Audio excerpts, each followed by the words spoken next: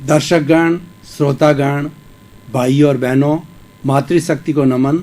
Channel 24 plus news के खास विशेष जीवन की धारा बदलने वाला, अच्छे गुण देने वाला, अच्छा इंसान देने वाला, मानवीय मूल्यों की रक्षा करने वाला पुनरुत्थान कार्यक्रम में आपका हार्दिक स्वागत है, अभिनंदन है, सत्कार है। पुनरुत्थान का अर्थ होता है पुनर्निर्माण, पतन से उन्नति की ओर जाना, अवनति से उन्नति की ओर जाना, यानी राइज करना। इस कार्यक्रम में प्रतिदिन ऐसे विषय दिए जाते हैं जिससे बच्चों को और युवाओं को संस्कार मिलता है तथा हमारी भावी पीढ़ी सुसंस्कारित होती है। प्रतिदिन इस कार्यक्रम में हम नए नए विषयों के साथ में प्रवेश करते हैं। इसी क्रम में आज का जो विषय है वो दो व्यक्तित्व का, हमारे समाज के दो व्यक्तित्व का हम तुलनात्मक अध्ययन करेंगे। तो आज का हमारा विषय है विद्वान एवं पंडित का तुलनात्मक अध्ययन। भाई और बहनों, दर्शकगण, श्रोतागण, यहाँ पर दो शब्द है, एक तो विद्वान और पंडित। पहले हम देखेंगे कि विद्वान किसे कहा जाता है और पंडित किसे कहा जाता है, और फिर इन दोनों का तुलनात्मक अध्ययन करेंगे। सबसे पहले हम विद्वान को देखते हैं कि हम प्रारंभ हमारे शरीर से करते हैं। जो शरीर हमें दिखाई दे रहा है ये स्थूल शरीर है और इसके अंदर काम करने वाली 5 इंद्रियां हैं, स्पर्शन, रसन, घ्राण, चक्षु, श्रोत्राणि इंद्रियाणि। ये इंद्रियां अपने अपने विषयों का कार्य करती है और इस सृष्टि के अंदर आँख खोल करके, कान के द्वारा, नाक के द्वारा चख करके, स्पर्श करके, ये जो सृष्टि के अंदर जो विषय है उनको हमारे शरीर के अंदर लेकर आती है और इन विषयों को जो मैनेजर मन है उनको मन को देती है। मन के दो काम होते हैं। एक मन का काम होता है कि इंद्रियों के द्वारा प्राप्त जो विषय है उन विषयों के ऊपर जो है पूरी योजना बनाना, और दूसरा कार्य है कि वर्तमान का चिंतन करना और भूतकाल की स्मृति करना और भविष्य काल की जो है वो परिकल्पना करना। ये मन का कार्य होता है। लेकिन मन भी सब कुछ नहीं है, मन मालिक नहीं है। ये जो उनको विचार मिलते हैं ये वह बुद्धि को दे देता मन, और बुद्धि एक जज का काम करती है, एक निर्णायक होती है। वो अच्छा बुरा निर्णय लेती है और बुद्धि के द्वारा लिया गया निर्णय जो है, जो व्यक्ति बुद्धि के स्तर पर काम करता है और बुद्धि के निर्णय के अनुसार चलता है उसे हम विद्वान कहा जाता है। भाई और बहनों, दर्शकगण, श्रोतागण, विद्वान का दूसरा अर्थ ये हुआ कि वो कई विषयों का ज्ञाता होता है, वो ज्ञान का ज्ञाता होता है, ज्ञान को अपने मस्तिष्क के अंदर जमा करता है और उसके साथ साथ में समाज को वो ज्ञान वितरित करता है। उसके पास में एक बहुत बड़ा अनुभव होता है, उस अनुभव के आधार पर वह समाज को एक बात बताता है और वो कई पुस्तकों के माध्यम से, ग्रंथों के माध्यम से खूब उसका स्वाध्याय करके, उसका चिंतन करके, उसको पढ़ करके, और जो उसका नवनीत निकलता है वह नवनीत अपनी बुद्धि के अंदर एकत्रित करता है और वह ज्ञानी कहलाता है। आज भाई और बहनों, दर्शकगण, श्रोतागण, हम देखते हैं कि विज्ञान का युग है। इसके अंदर ग्लोबलाइजेशन, प्राइवेटाइजेशन और लिबरलाइजेशन के युग के अंदर ज्ञान इतना बढ़ गया है। गूगल अकेले के अंदर हम कोई भी विषय डालें विश्व का तो उसका ज्ञान हमें गूगल अकेले से प्राप्त हो जाता है। यानी आज जो गूगल है वो व्यक्ति को विद्वान बनाता है, कई तरह की इंफॉर्मेशन देता है और कई तरह का ज्ञान देता है। पूर्व समय के अंदर विज्ञान ने इतनी तरक्की नहीं की थी, इसीलिए पुराने समय में कहा जाता है कि ज्ञान कंठा और दाम अंटा, यानी जो ज्ञान कंठस्थ किया हुआ होता था वही सच्चा ज्ञान कहलाता था, क्योंकि इतनी पुस्तकें भी नहीं थी और पुस्तकों को एक स्थान से दूसरे स्थान पर ले जा नहीं सकते थे। टीवी से, ऑडियो से, वीडियो से, मोबाइल के साधन नहीं थे, तो व्यक्ति जो है अपने खुद की जो है मुख से जो कोई भी विचार प्रस्तुत करता था वही लोग सुनते थे, वही लोग सत्संग किया करते थे। तो इस तरीके से ये सब ज्ञान और ज्ञानी की बात हो गई और वह ज्ञानी होता है, विद्वान होता है। अब हम थोड़ा विवेचन पंडित की बात करते हैं कि हमारे सामने दो तरह के जगत है। एक तो जगत है हमारे बुद्धि के स्तर तक, सबसे पहले शरीर, उसके बाद इंद्रियां, इंद्रियां के बाद मन, मन से लेकर के बुद्धि तक आता है, चित्त तक आता है। ये हमारा बाहरी जगत है। और इस जगत के अंदर जो बहुत ज्ञाता होता है, ज्ञान रखने वाला है, वो विद्वान कहलाता है। अब एक भीतर के जगत की बात करते हैं, वो हमारा भीतर का जगत है, प्रज्ञा का जगत कहलाता है। और जो व्यक्ति केवल बाहर के जगत में होता है वो विद्वान कहलाता है। और जो व्यक्ति विज्ञान इस बाहर के जगत के साथ साथ के अंदर भीतर का जगत है, मेडिटेशन के माध्यम से, जप के माध्यम से, तप के माध्यम से, ध्यान करके, ईश्वर की भक्ति करके, तो भीतर के जगत के अंदर जब कदम रखता है तो वो प्रज्ञा का जगत कहलाता है। प्रज्ञा का जगत है वो सच्चा जगत होता है। और जो बुद्धि का जगत होता है उसमें कई बार बुद्धि जो है सदुपयोग करके सही निर्णय लेती है, उसको सुबुद्धि कहते हैं। तो वह व्यक्ति विद्वान बन जाता है। और किसके पास में ज्ञान है लेकिन बुद्धि के वशीभूत होकर के वही व्यक्ति अगर बुद्धि के अंदर क्रोध, अहंकार, माया, लोभ, राग, द्वेष, घृणा, ईर्ष्या मिश्रित हो जाती है, लोभ मिश्रित हो जाता है, स्वार्थ मिश्रित हो जाता है, तो वह बुद्धि जो है वह कुबुद्धि हो जाती है। और कुबुद्धि से प्राप्त किया हुआ विद्वान है उस ज्ञान का दुरुपयोग कर लेता है। दुरुपयोग कैसे करता है? वह अहंकार करने लग जाता है, वह ये मानने लग जाता है कि दुनिया में मेरे से बढ़कर के कोई ज्ञानी और विद्वान नहीं है। और उस अहंकार के मद्देनजर रहते हुए वो बहुत बड़ा समाज का अहित कर बैठता है। लेकिन जो भीतर की दुनिया में जाता है, भीतर की दुनिया के अंदर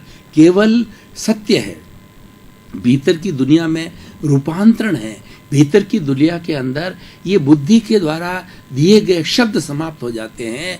और वहाँ पर सारा आत्मा का साम्राज्य है, वहाँ ईश्वर का साम्राज्य है, वहाँ भगवान का साम्राज्य है। इसीलिए वहाँ पर सत्य की प्राप्ति होती है। और उस सत्य की प्राप्ति को अनुभव कहा जाता है। उस प्रज्ञा के जगत के अंदर जो व्यक्ति जाता है, इंट्यूशनल पावर के अंदर जो व्यक्ति जाता है, वह पंडित कहलाता है।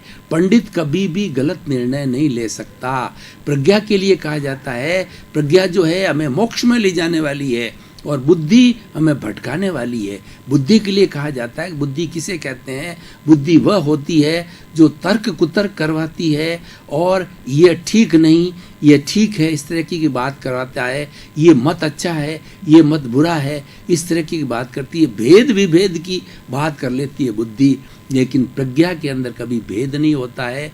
प्रज्ञा आज्ञाकारी होती है, प्रज्ञा ईश्वर का रूप होती है, ईश्वर का रिप्रेजेंटेशन करने वाली होती है, मोक्ष का प्रेजेंटेशन करने वाली होती है। इसीलिए प्रज्ञा के जगत में जाने वाला पंडित कहा जाता है, उसको प्रज्ञा चक्षु कहा जाता है। यानी ऐसा व्यक्ति जिसको कि प्रज्ञा का चक्षु मिल गया, भीतर का ज्ञान मिल गया।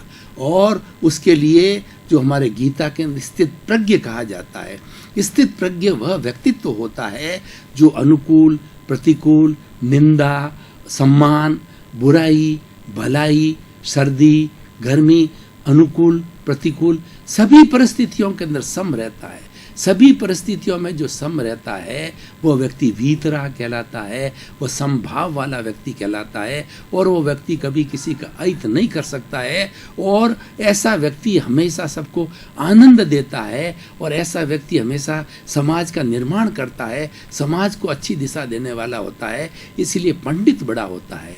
इसलिए हमारे शास्त्रों में कहा गया है कि मात्र विद्वान नहीं होना है, हमें पंडित भी बनना है।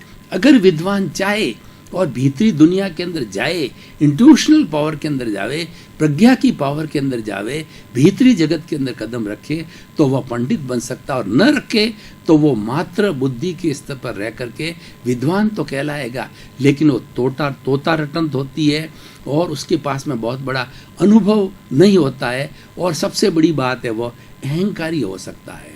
अब हम दोनों का तुलनात्मक अध्ययन करते हैं।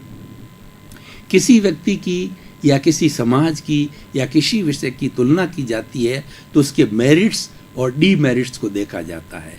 तो सबसे पहले हम विद्वान और पंडित का जो है वो तुलनात्मक अध्ययन करने से देखते हैं कि इसमें जो अच्छाई किस में है और बुराई किस में है। सबसे पहली बात जो हमने विवेचन किया, उसके आधार पर ज्ञानी होना अच्छी बात है, विद्वान होना अच्छी बात है, लेकिन विद्वान अहंकारी हो सकता है, लेकिन पंडित कभी भी अहंकारी नहीं होता है। पंडित कभी भी जगत का भला अहित नहीं कर सकता, पंडित किसी को गुमराह नहीं कर सकता, पंडित किसी को कष्ट नहीं दे सकता। वह तो हमेशा जगत कल्याण की बात सोचता है, अच्छा सोचता है, सत्य की बात सोचता है। इसीलिए सबसे बड़ा ये डिफरेंस ये आता है। भाइयों और बहनों, दर्शकगण, श्रोतागण, मैं आपको एक उदाहरण के द्वारा इस बात को स्पष्ट करना चाहूँगा कि हमारी जो पुरानी माताएं थी, नानियाँ थी, दादियाँ थी या दादा थे, परदादा थे, तो वो ज़्यादा पढ़े लिखे नहीं थे, वो विद्वान नहीं थे, वो ज्ञानी नहीं थे, लेकिन उनकी इंट्यूशनल पावर इतनी ज़बरदस्त थी कि वो किसी को धोखा नहीं देते थे, किसी के साथ में कटुता का व्यवहार नहीं करते थे, बड़ी प्रेम की भाषा बोलते थे, बड़े अनुभवी होते थे और बड़े बड़े परिवार को, संयुक्त परिवार को, कई कई लोगों को जो है वो एक साथ जो 100 मेंबर मिलकर के रहते थे। और इस तरीके का जो व्यक्ति हमारा वरिष्ठ नागरिक होता था, हमारे पूरे घर का संचालन करता था, समाज का संचालन करता था और समाज को उस पर विश्वास होता था कि ऐसा व्यक्ति ये प्रामाणिक व्यक्ति है और उस प्रामाणिकता के कारण सब उस पर विश्वास करते थे। अब जो है हम एक इसका दूसरा रूप ये देखते हैं कि जो विद्वान होता है, जो ज्ञानी पुरुष होता है, वह केवल बाहर के जगत में रहता है, वह बुद्धि के जगत में रहता है, वो केवल लौकिक जगत के अंदर रहता है। इसीलिए जो व्यक्ति केवल लौकिक जगत में होता है तो निश्चित रूप से उसके अंदर राग द्वेष हो जाते हैं, किसी के प्रति कटुता हो जाती है, किसी के प्रति बुराई की भावना हो जाती है, यानी टिट बिट्स की अवस्था आ जाती है। तो ऐसी स्थिति के अंदर विद्वान जो है वह एक बहुत अच्छा इंसान बन करके नहीं रह सकता है, क्योंकि बुद्धि उसको समय समय के ऊपर जो है प्रभावित करती रहती है। एक बहुत बड़ा डिफरेंस ये है कि जो विद्वान होता है उसको बुद्धि प्रभावित करती है, हर क्षण प्रभावित करती है। अच्छी दिशा में होती है अच्छी दिशा में ले जाती है, लेकिन वह कुबुद्धि हो जाती है तो स्वार्थ के वशीभूत होकर के वो उस विद्वान को अलग जो स्थान के अंदर ले जा सकती है। भाइयों और बहनों, दर्शकगण, श्रोतागण, मैं आज के कुछ सिनेरियो की बात करना चाहता हूँ, उससे उनका तुलनात्मक अध्ययन बहुत अच्छी तरह से हो जाएगा। आज हम देख रहे हैं एक पढ़ा लिखा इंसान जिसने कि बहुत बड़ा ज्ञान लिया है, एक जज है, एक इंजीनियर है, एक डॉक्टर है, एक बहुत बड़ा वकील है।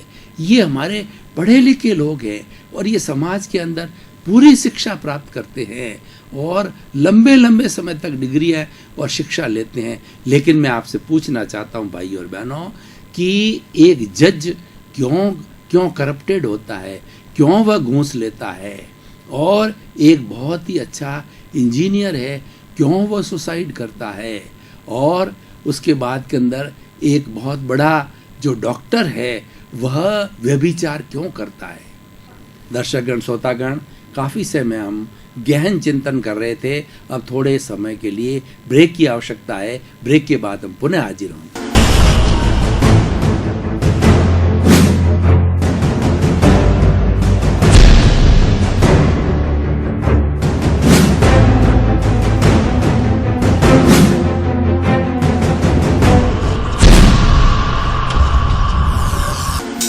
ब्रेक लिया। ब्रेक के बाद मानसिक रूप से, शारीरिक रूप से स्वस्थता का अनुभव कर रहे हैं और हमारा निर्धारित विषय है उसके ऊपर पुनः हम गहन चिंतन कर रहे हैं। इसका कारण यह है कि वो लोग केवल बुद्धि के वशीभूत है। विद्वान तो बने हुए हैं, ज्ञानी तो है, लेकिन उनके अंदर प्रज्ञा का जो है असर नहीं है, प्रज्ञा का प्रभाव नहीं है। इस कारण से वो इसी जगत के अंदर इस तरीके से कार्य करते हैं। तो इसीलिए हमें अगर देश का निर्माण करना है, समाज का निर्माण करना है, अपनी भावी पीढ़ी को आगे ले जाना है, तो हमने भावनात्मक स्तर पर विकास करना होगा। जो मेन डिमार्केशन लाइन है कि ये लाइन तो जो है बुद्धि की लाइन है और ये लाइन प्रज्ञा की लाइन है, ये दोनों पास पास के अंदर है। जब हम जो ही थोड़ा सा बुद्धि को प्रज्ञा के जगत के अंदर ले जाते हैं तो हम सच्चे जगत में आ जाते हैं। ये कब होता है, क्यों होता है, इसका मैं बताना चाहता हूँ कि व्यक्ति को भीतर में जगत में जाने के लिए आंख बंद करके मेडिटेशन करना होता है। मेडिटेशन के अंदर क्या किया जाता है, हम कायोत्सर्ग करते हैं पहले कि शरीर को शिथिल करते हैं पूरा, कि शरीर के अंदर कोई अकड़न नहीं, कोई जकड़न नहीं, कोई तनाव नहीं और किसी तरह की बॉडरेशन नहीं है, पूरा शरीर शिथिल हो जाता है, यानी शरीर की चंचलता को समाप्त करते हैं। और हमारा श्वास है, ये बहुत बड़ा हमारा साथी है। श्वास अगर छोटा होता है तो हमें चंचल बनाता है, और श्वास जब लंबा होता है, अगर हम घड़ी से नापें कि 1 मिनट के अंदर 16, 14, 12 सांस लेते हैं तो वो आइडियल हमारे श्वास होते हैं। लेकिन अगर व्यक्ति कोई बुद्धि के वशीभूत होता है, वो ज्ञानी रूप में होता है, वो लोभ के, क्रोध, अहंकार, माया, लोभ के चक्कर में आ जाता है तो उसके श्वास की संख्या बढ़ जाती है।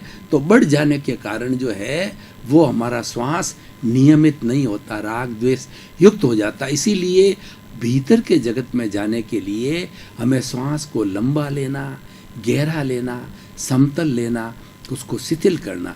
जब ये दो साथी हमारे कब्जे हो जाते हैं, यानी हमारा सहयोग देना प्रारंभ कर देते हैं, तो हमें चंचलता मिट जाती है।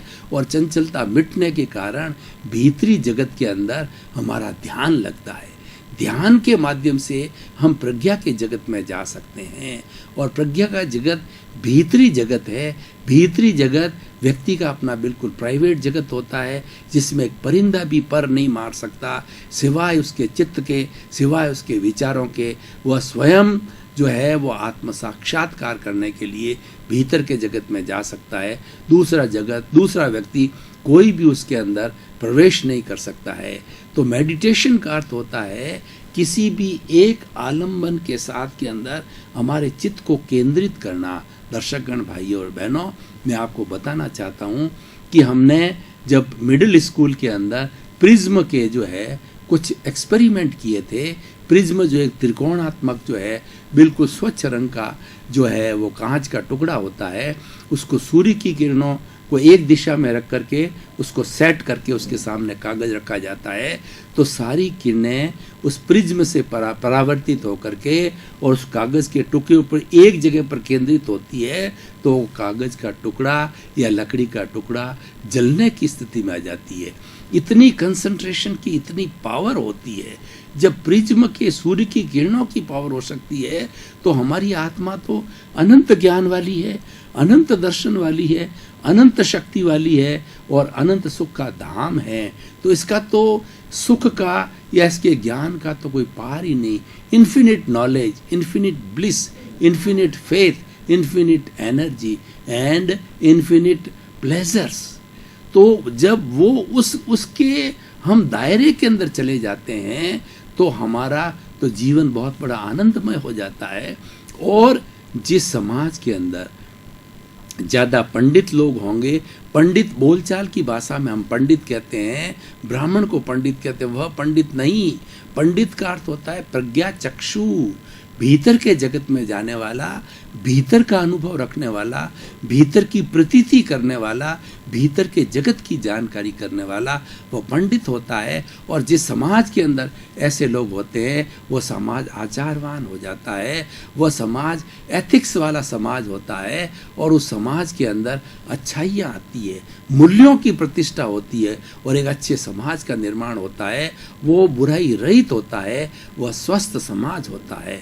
अगर हमें स्वस्थ समाज की रचना करनी है, स्वस्थ विश्व का निर्माण करना है, वसुधैव कुटुंबकम का निर्माण करना है, जो हमारी भारत की सबसे बड़ी एक मान्यता प्राप्त जो हमारा रोल मॉडल है, उसको हमें अगर स्थापित करना है तो हमें विद्वान से पंडित बनने के लिए प्रयास करना चाहिए। तो भाई और बहनों, दर्शकगण, श्रोतागण, मैं निष्कर्ष की भाषा में बताना चाहता हूँ कि प्रारंभ से ही प्राइमरी स्कूल से जब बच्चा स्कूल जाता है उसमें भावनात्मक विकास किया जाए, उसे इस शरीर तक सीमित नहीं रखा जाए, उसको मेडिटेशन करा करके भीतरी जगत की जो बातें हैं वो भी बताई जाती। हालांकि भीतरी जगत अमूर्त होता है, लेकिन क्या आपने सोचा कि ये हमारे जो विचार भीतर से आ रहे हैं, जो कि हम इस वाणी से बोल करके बताते हैं, इनका क्रिएशन, इनका प्रोडक्शन सब हमारे भीतर के जगत में होता है और इसका उद्गम स्थल वही है और रूपांतरण भी वही होता है।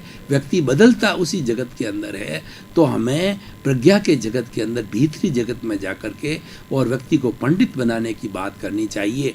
आज जो शिक्षा में सबसे बड़ी कमी आई है, ये विषय आज क्यों रखा गया कि ये शिक्षा के अंदर जो कमी आई है, जो whatever the gap has been created, how we can fill up the gap and how can we improve the modern education. What is the difference between the Gurukul education system and the present modern our education system? The only difference is of the buddhi and pragya.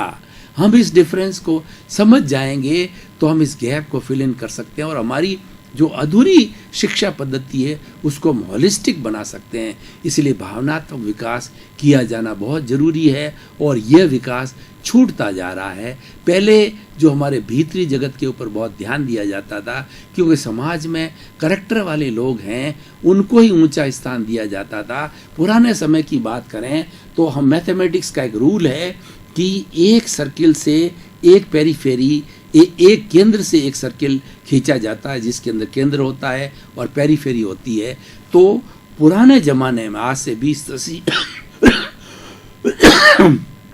50 साल पहले मनुष्य जो है समाज के केंद्र में रहता था और जो परिधि है उसके अंदर धन रहता था और दूसरी बातें रहती तो सेकेंडरी थी। जो हमारा धन संपत्ति सेकेंडरी थी और मनुष्य जो है वो प्राइमरी था।